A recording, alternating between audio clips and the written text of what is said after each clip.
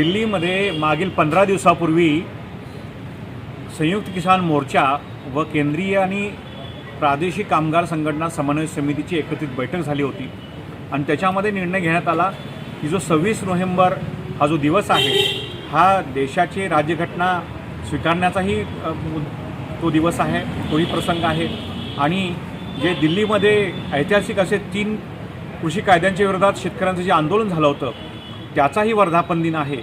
याचं औचित्य साधून आज देशभरामध्ये शेतकऱ्यांचं आणि कामगारांचं एकत्रित आंदोलन केलं गेलं। या आंदोलनाच्या मागण्या सर्वांना, कष्टकरी समाजातल्या सर्वांना लोकांना माहिती आहेत। सातत्याने शासनाकडे त्याचा पाठपुरावा करायला लागतो आहे। स्वामीनाथन आयोगाच्या शिफारशीप्रमाणे शेतकऱ्यांना हमीभाव देण्यात यावा, ऊसाला 5,000 रुपये दर जो आहे प्रति टन देण्यात यावा, सोयाबीनला 7,000 रुपये तो दर आहे तो देण्यात यावा।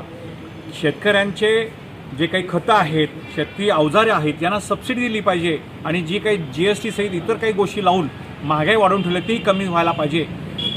कामगारांचं जे दिसतं आपल्याला, कामगारांच्यामध्ये कंत्राटीकरण वाढलेलं आहे, नोकर भरती झालेली नाही आहे आणि 4 जे काही कामगार कायदे आणलेले आहेत 40 कामगार कायदे रद्द करून जे कामगार कायदे आहेत हे फक्त कॉर्पोरेट अदानी अंबानीसाठी आणले आहेत ते रद्द व्हायला पाहिजेत।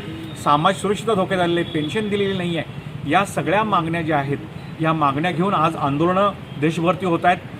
आज कोल्हापूरमध्ये आम्ही सर्व शेतकरी संघटना आणि कामगार संघटना यांनी मिळून जिल्हाधिकाऱ्यांना निवेदन दिलेलं आहे आणि सांगितलं आहे की संविधानाने सांगितलेलं जे काही संविधानाचा आत्मा आहे तो कष्टकरी आणि कामगार समाजासाठीचं कायदे आणि संविधानिक तत्त्वे आहेत आणि आजच्या दिवशी तरी किमान या मागण्या ज्या आहेत त्या मान्य व्हायला पाहिजेत। नाहीतर दिल्लीच्या ऐतिहासिक आंदोलनाच्या धर्तीवरती येणाऱ्या काळामध्ये मोठ्या महापंचायती घेऊन देशभर आंदोलनाचं रान पेटवल्याशिवाय संयुक्त किसान मोर्चा, 500 शेतकरी संघटनांचं मंच आणि कामगार संघटना ज्या आहेत या एकत्रितपणे आंदोलन पुकारतात।